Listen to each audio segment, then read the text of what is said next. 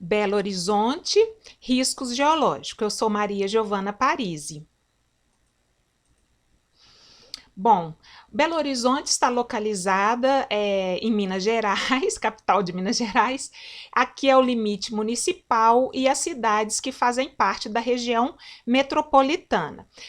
Reforçando que o quadrilátero ferrífero localiza-se ao sul, limitado aí com o município pela Serra do Curral, e ressalta-se aqui a localização de Brumadinho, onde ocorreu a tragédia da ruptura da barragem Córrego Feijão. Esta apresentação vai ser organizada da seguinte forma: eu vou falar um pouco da suscetibilidade, ou seja, a geologia, predisposição aos processos, vulnerabilidade e o que vem sendo feito com relação ao risco geológico. Geologia simplificada. Aqui nós temos o mapa geológico de Belo Horizonte, onde é possível observar que o território possui dois grandes grupos geológicos. 70% do território é ocupado pelo complexo Belo Horizonte, que é constituído de guinais, rochas do embasamento, especialmente guinais, e solos residuais dessa litologia. E 30% do município de Belo Horizonte ocorre nessas faixas de sudeste a sudoeste, onde predominam metasedimentares do supergrupo Minas, tendo aqui neste perfil a Serra do Curral, que é o limite sul do município, dominada pelo grupo Itabira, constituído por itabiritos da formação Cauê e filitos e dolomitos da formação Gandarela. Depois, o grupo Piracicaba, nessa faixa aqui intermediária, constituídos pela formação Cercadinho, que é quartzitos ferruginosos intercalados com filitos prateados. Observem que os itabiritos tornam o relevo mais proeminente, são as maiores altitudes da região, pela resistência à erosão dos itabiritos, e os quartzitos ferruginosos formam também subcristas muito comuns no território do município.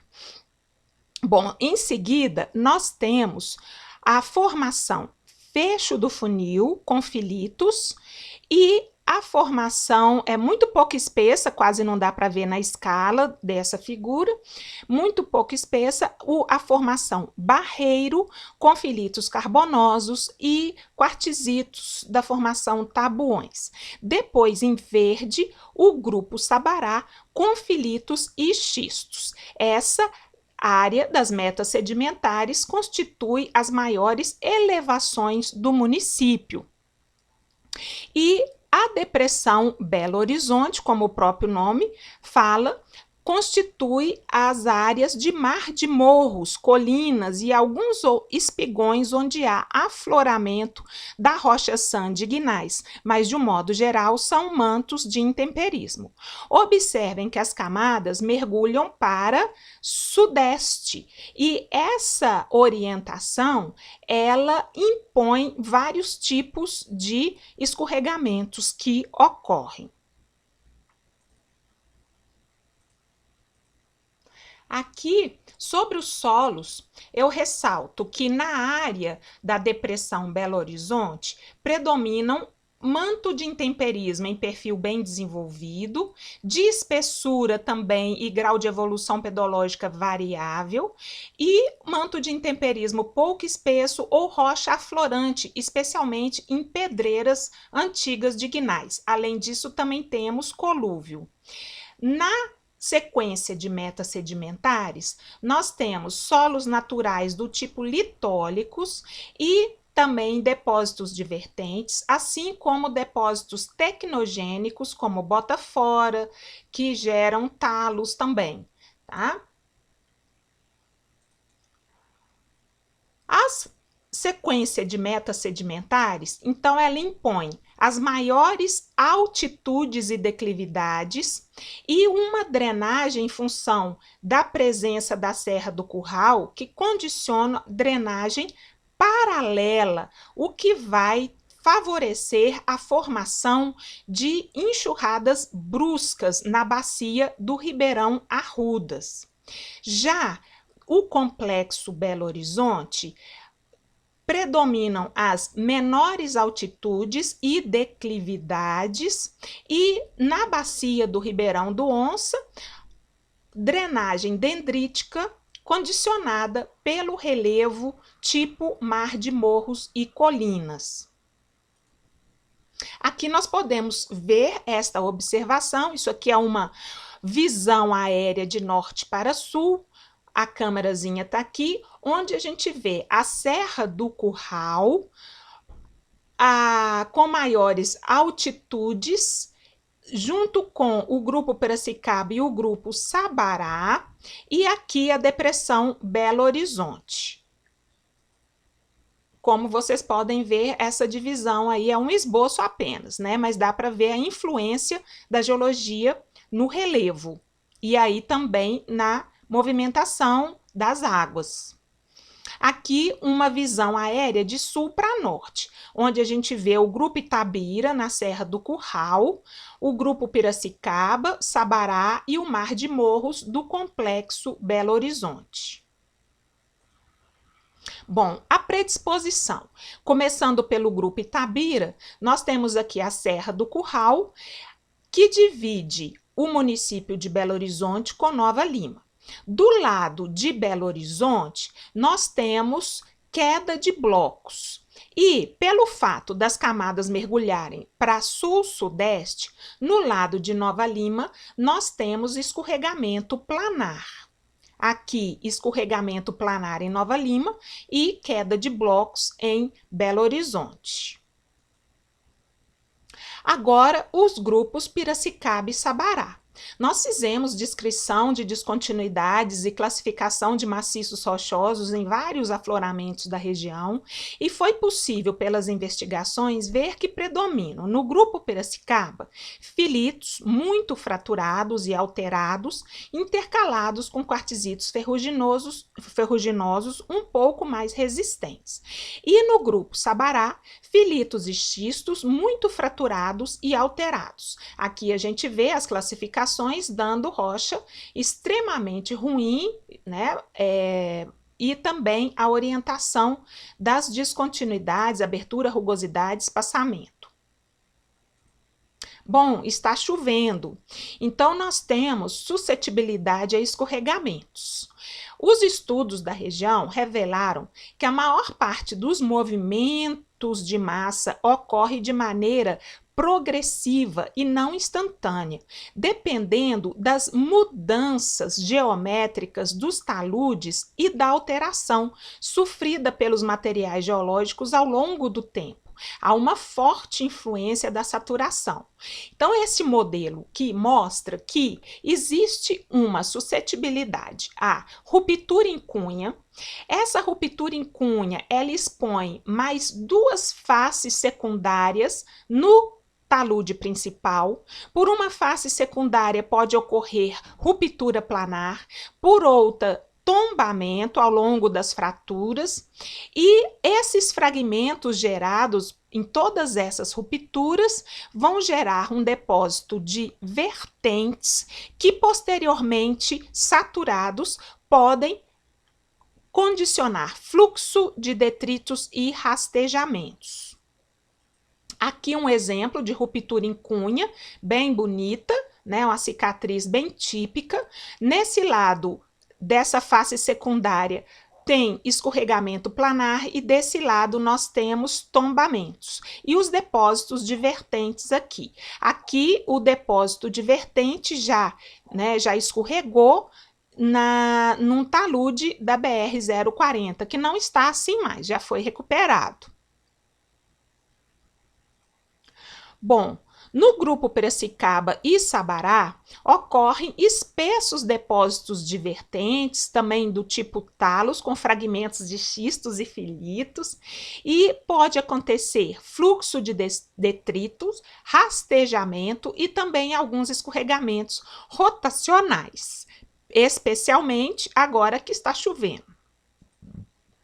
Aqui, exemplo de rastejamento numa rua lá no bairro Mangabeiras, isso em 2005, vocês estão vendo um muro bem fraquinho, já tombado em função dos depósitos de vertentes que se mobilizam, mas aqui em 2020 eles reforçaram o muro e mesmo assim não adiantou, continua havendo o rastejamento, é um processo muito forte. Temos também escorregamento planar ao longo do contato solo, aterro, bota fora com a rocha em cortes verticalizados, que desconfinam esses contatos.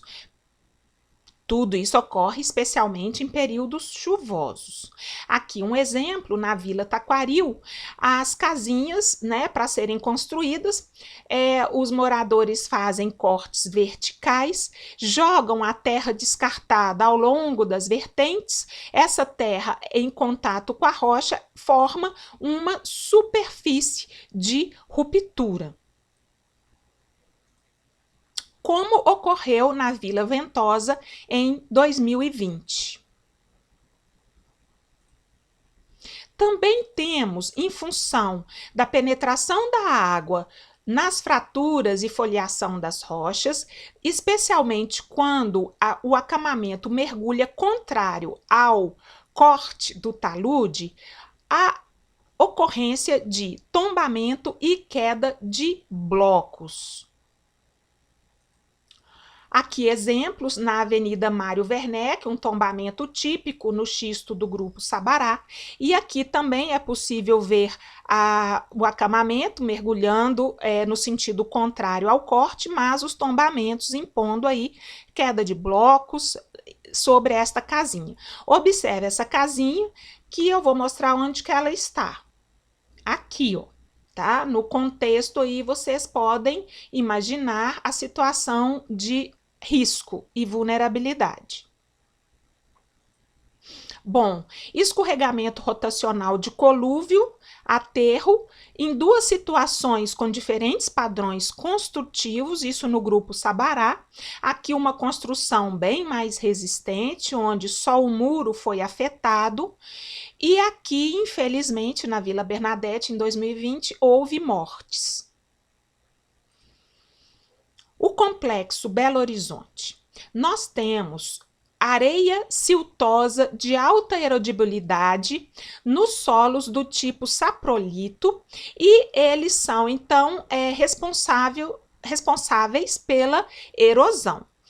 Essa erosão, ela vai resultar em assoreamento de cursos d'água e inundação. Temos também escorregamento planar do saprolito ao longo de estruturas reliquiares subverticais do gneiss. São estruturas que nós medimos que possuem uma orientação em torno de 140, 75, como a gente vê aqui. Mas, com uma chuva mais intensa, todo o manto de intemperismo, quando for mais espesso, pode sofrer escorregamento rotacional. Aqui exemplos de uma ruptura planar nesse talude com essa casinha ficando exposta no Engenho Nogueira, erosão do saprolito e aqui só para mostrar para vocês as estruturas reliquiares subverticais que nós identificamos que impõem esses escorregamentos planares no saprolito. Bom, escorregamentos circulares dos solos espessos, queda de blocos, onde a gente tem exposição da rocha-sã, especialmente nas pedreiras de gneiss abandonadas. Aqui é uma queda de blocos que aconteceu em 2012 na pedreira do Tupi, na região norte, mas as famílias em risco já foram removidas, podem ficar tranquilos. Bom, os processos hidrológicos, eles são agravados pela impermeabilização da cidade.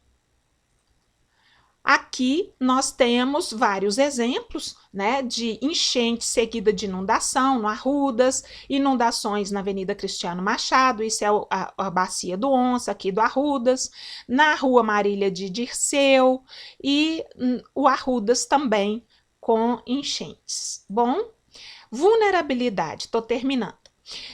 São 120 mil domicílios em vilas, favelas ou zonas especiais de interesse social, 370 mil pessoas aproximadamente morando nessas áreas. Em 2019, 1.100 edificações foram contabilizadas em áreas de risco. No último período chuvoso, 5.000 vistorias foram realizadas e houve remoção de 500 famílias que foram beneficiadas pela Bolsa Moradia. O que vem sendo feito? Principalmente, tem ações compartilhadas para a gestão das águas, com relação a inundações, resíduos sólidos, erosão, enxurradas, vulnerabilidade, poluição por esgotos. Há a inclusão das comunidades nas decisões de gestão. Vistorias pelo Programa Estrutural de Áreas de Risco, remoções preventivas, obras com mão de obra do morador e obras e eliminação do risco geológico. Núcleos de defesa civil e núcleos de alerta de chuvas com voluntários que são treinados e capacitados, recebem os alertas de chuva e transmitem para os moradores. Aqui, vistorias do Taquaril, obras de reparação e contenção, antes e depois, monitoramento, controle e proibição de ocupação, aqui com algumas placas típicas. O Vila Viva, que é um projeto que eu gosto muito, que inclui aí construção de unidades habitacionais, saneamento, remoções, vias urbanas, urbanização de becos, parques, áreas de lazer e esporte. É isso, tem muita coisa que ainda precisa ser feita para que a gente possa ter um Belo Horizonte sem risco para todos e o sol voltar. Obrigada.